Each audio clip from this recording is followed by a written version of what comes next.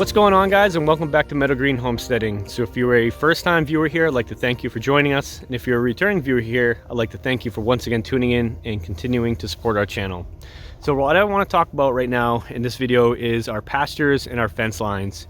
It is the beginning of 2023 right now, and we have some pretty big plans for our homestead and this farm, and that all centers around how much work we can get done on these pastures.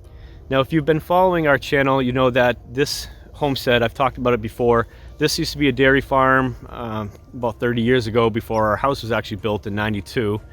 And this dairy farm was then used as a horse farm by the original owners of our home.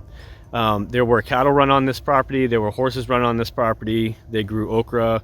It's been hayed, but the pastures and the land as an overall entity has not been used in about 15 years. So what we have with the pastures is very compact ground. We have a lot of rocks. It's pretty ruddy. The only grasses we really have growing in these pastures is fescue. Occasionally we do have some wheat pop up or some Johnson grass, but for the most part it's fescue, it's onions, and a whole lot of plantain. So the plantain really took over last year because it was really dry. So it kind of smothered out all the grasses that we had in here the previous year. So what we're looking to do is go through and completely disc these pastures, redo the fence lines, and reseed. We have not completely selected what seeds we want to grow on these pastures. Personally, I'm thinking orchard grass, maybe Timothy grass, more fescue, clover, and maybe a little bit of alfalfa. I'm still up in the air on the Timothy grass and the alfalfa.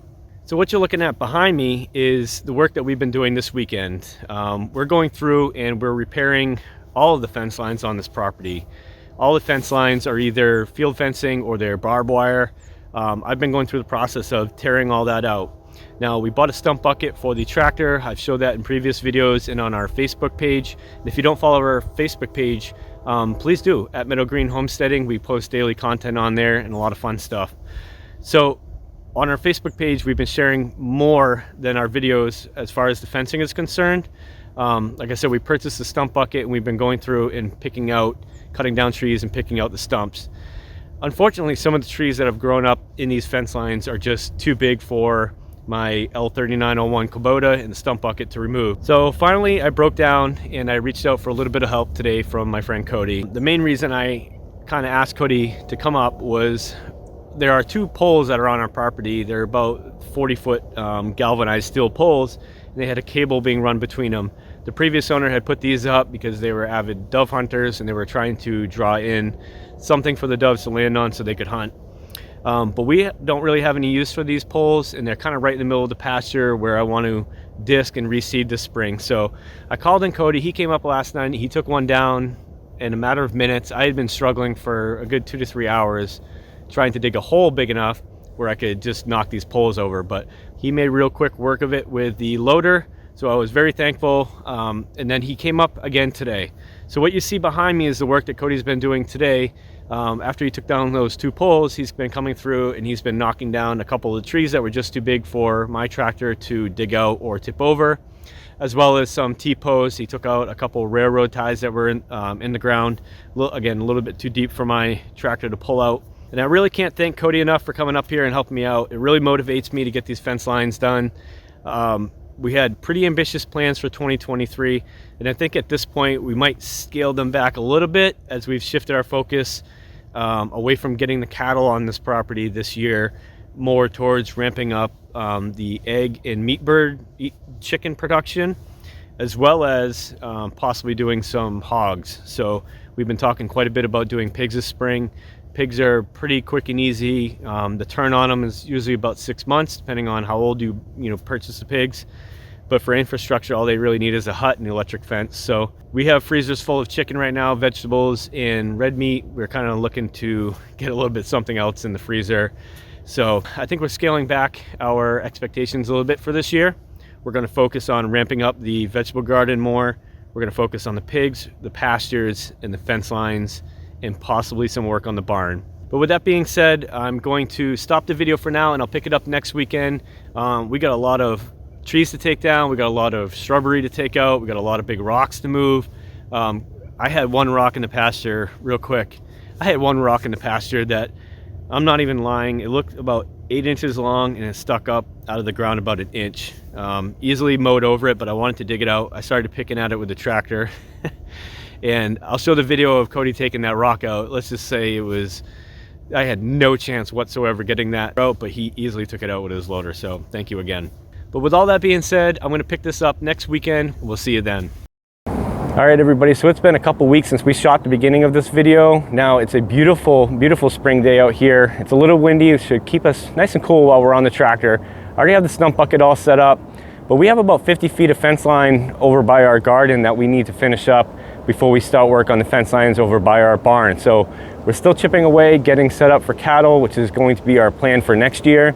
But for right now, we really got to get these fence lines cleaned up and establish the boundary of our pastures and then work on the pastures. So I'm gonna get to work chipping away at these fence lines. Then I'll bring you down to the other side of this pasture and show you what's going on there and kind of talk about our plans for the fencing.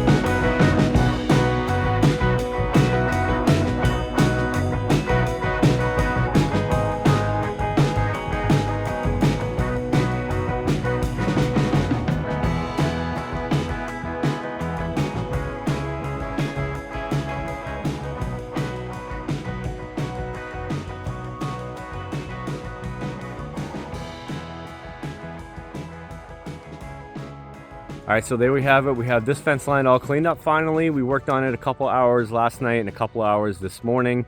Came out pretty good. I spent probably an hour and a half grading this. I'm not the best at grading, but it came out pretty good.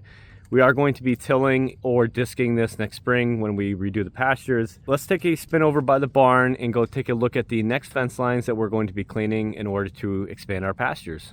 So this is the fence line that we cleared out last summer, and it's about 600 feet long, and right now we have kind of one continuous pasture going. So what we're going to do is just leave this for this summer and see what pops up in this fence line that we took out last year. Mostly going to be just brambles and blackberries and vines and stuff, and probably some poison ivy that come up. So we'll just keep mowing that down. We'll keep mowing these pastures this year. This fence line right here, we did clean out last year, but it took one season for all this stuff. It's about 12-15 feet of trees and bushes to just sprout back up. So there is some field fence in here and some T-posts that we'll have to take out, but this is what we're going to be working on next. Trying to expose the barn, regrade this right here, and then we're going to be running fence line up through this area. But this fence right here, this fence line is the one that I'm going to be working on next. This is probably 250, 300 feet, something like that. And it is just absolutely covered in poison ivy. So I'm really not looking forward to clearing this one, but it has to be done.